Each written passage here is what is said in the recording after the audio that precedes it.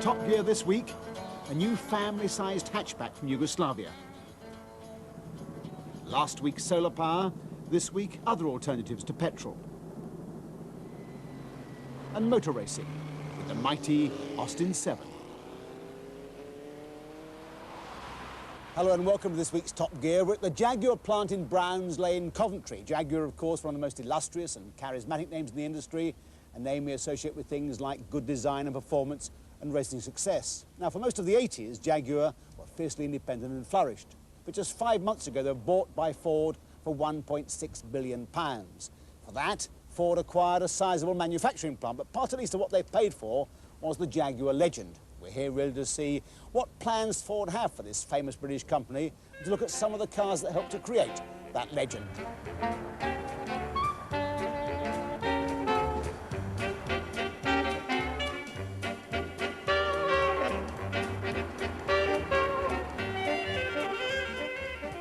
Jaguars haven't always had an impeccable image. All the villains used them as getaway cars in old TV shows, but they've always had a certain style.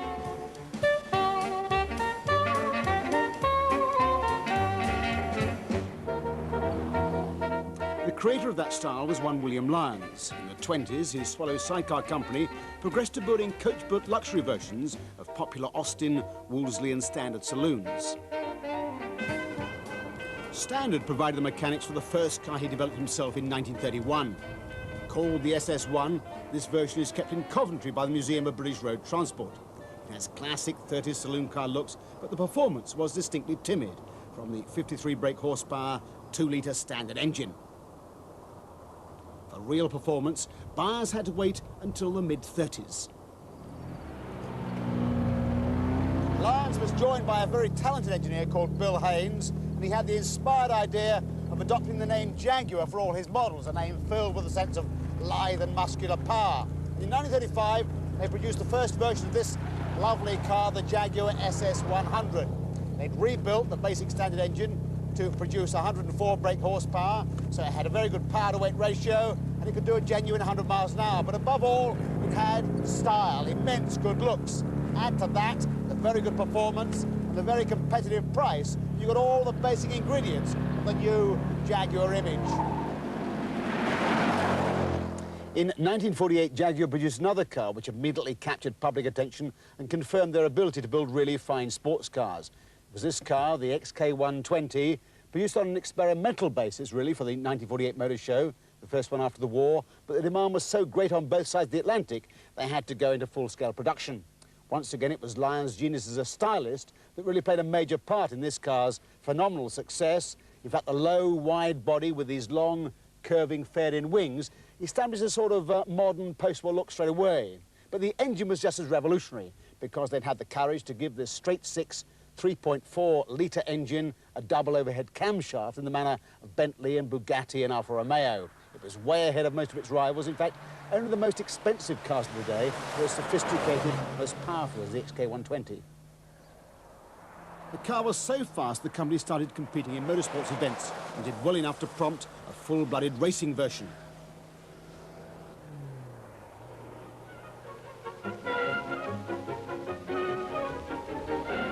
Three of these C-types were entered for Le Mans in 1951. Two retired, but the remaining car, driven by Peter Whitehead and Peter Walker, became the first British car to win at Le Mans since the 30s. The effect on Jaguar's prestige and sales was enormous. With a more advanced body shape, the car became the D-type, which scored a remarkable trio of victories at Le Mans in 1955, 56 and 57, taking no less than 5 out of the top 6 places in that year. Of course, all this racing activity helped to publicise Lyons' luxury saloons. This is the Mark 7, launched in 1950. Very much a saloon development of the XK120. Very much more restrained in styling, of course, a trifle sedate, perhaps. This one actually weighs 2 tons. But it had the XK120 engine, so it had a good performance. Had all the luxury touches, like walnut veneer, for example, on the instrument panel and the door cappings.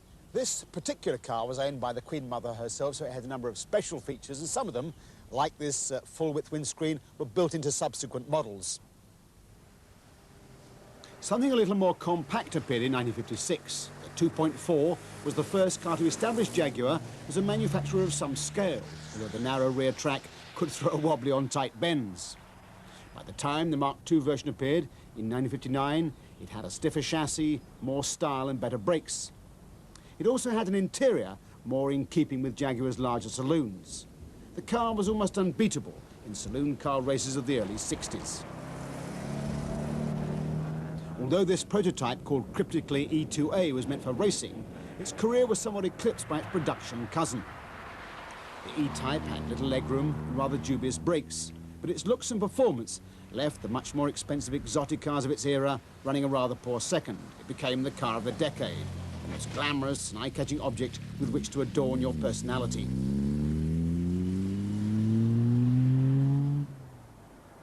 Much of Jaguar's recent history has been tied to the fortunes of this car, the XJ6. They started work on it in 1964 and eventually launched it to the public at the Motor Show in 1968. It was immediately acclaimed by many as the best and most refined car that Jaguar had ever produced. A quiet, comfortable, luxury saloon car with the handling and performance of a sports car. With growing success, they made and marketed basically this car, with modifications of course, for the next 20 years. It was certainly the XJ6 that lifted Jaguar into the realm of the world-class luxury saloon car maker. It was in production for so long because Jaguar became absorbed into British Leyland and was starved of the necessary investment to produce new models. Indeed, Jaguar's very survival was in doubt. Everything changed in the 80s when the company became independent again under John Egan.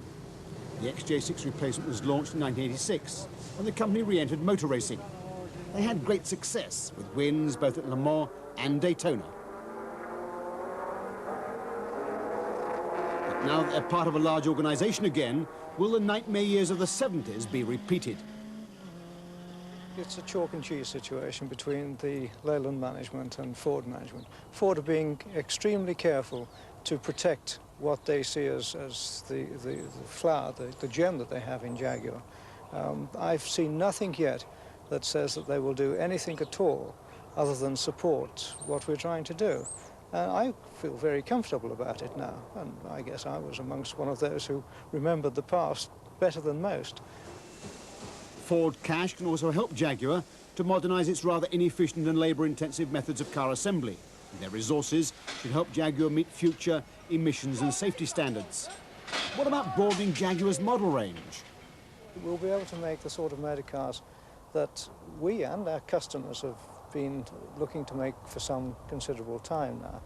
Really, I suppose, a competitor to the BMW 5 Series, that sort of range of motor car, a little cheaper than our present car, perhaps a little sportier. But there are fears that Brown's Lane, with all its traditional skills, may not remain intact. And with Sir John Egan now gone, are the Ford source management teams quite as committed to the Coventry plant? The centre of operations for Jaguar has been here for many years. We would like it to stay here. Of course, we have to bring the level of efficiency and the level of productivity up to world standards, because that's the only way we can compete for the future. Jaguar today makes about 50,000 cars a year, so it's relatively small on a world scale. I think the brand is much stronger than that potentially, and that's the potential that with the resources of Ford behind us at Jaguar, that's the opportunity that we would like to capitalize on and see the company grow substantially from its present size. Now from the Jaguar or luxury end of the market to a quite different part of the spectrum, namely cars from Eastern Europe.